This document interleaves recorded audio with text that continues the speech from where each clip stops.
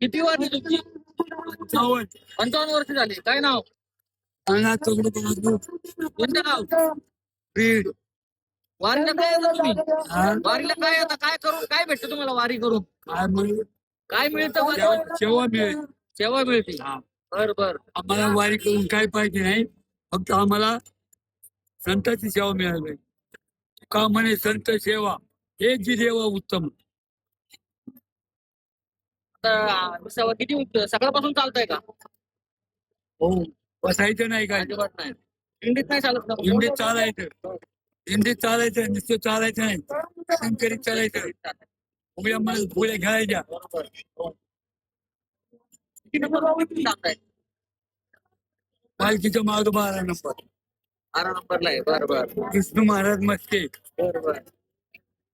हातगाव. हातगावची आहे. आंबट आता तालुका. मुक्काम कुठे इथं? मुक्काम कुठे इथं?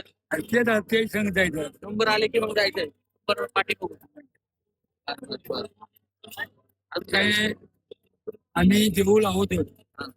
आळंदी दर्शन घेतलं, देऊचं दर्शन घेतलं, त्या दिवशी होतो. तुकाराम महाराज प्रस्थान केलं पावसात, तिथं मुक्काम केला. दुसऱ्या त्याला वाट लावलं इकडे पाऊसच. मग आम्ही मला आपलं हे असा पाऊस आहे तो वाटायचा. मला काय वाटतंय, पाऊस वगैरे आला मग काय वारी थांबली नाही तरी पण वारी चालूच आहे. वारी चालू आहे.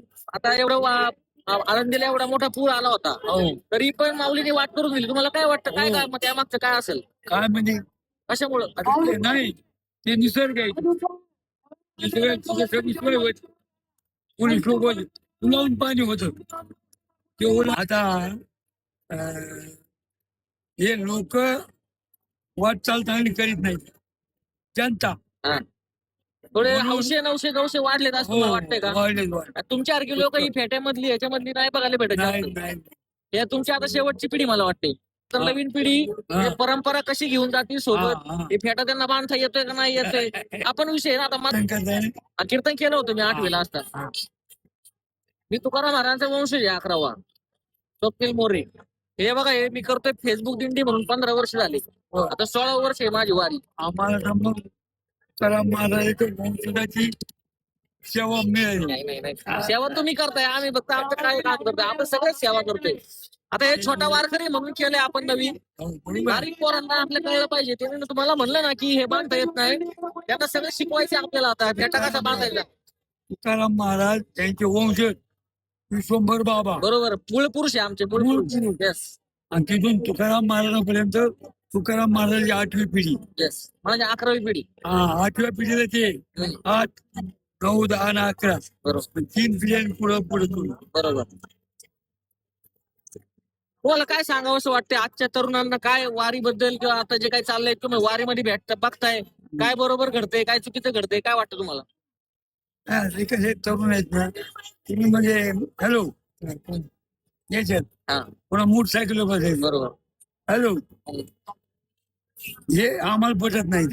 बरोबर. हो, वारीत चालायचं का? वारीत चाललं पाहिजे. करेक्ट. तुम्हाला भजन नाही येऊ द्या, पण दिंडी सोडायची नाही, सोडायचे. वारीत चालायचं. ते ऐकत नाही ना, काय करावं.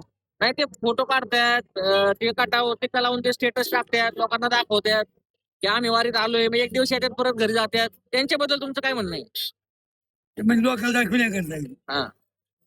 तुम्हाला असं म्हणायचं की ते तन मन धनाने आले पाहिजे वारीमध्ये, आणि एकरूप व्हायला पाहिजे खरे वारकरी, मग ती खरी वारी.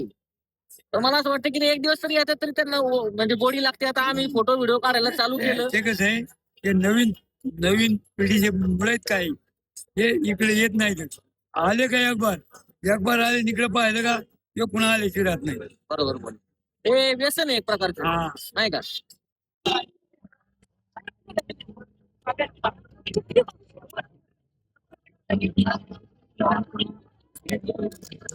बोला ना.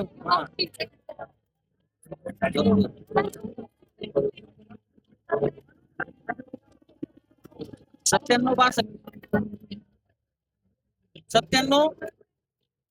62 17 80. काही जरी लागलं वारीमध्ये मला फोन करा. हे सगळ्या संस्थांचं नियोजन आपल्याकडे असते. काय कमी पडलं तरी पण मला सांगा. काही काही पडत नाही. नाही कमी नाहीच पडणार तुकोबांच्या आणि रुपयांनी. पण काय गडबड तब्येत बिब्येत हो. काय झालं लागलं मला सांगा, तुम्हाला लगेच मी मदत पाठवतो. कमी जरी पडलं का त्याच्याबद्दल काय बोलायचं नाही.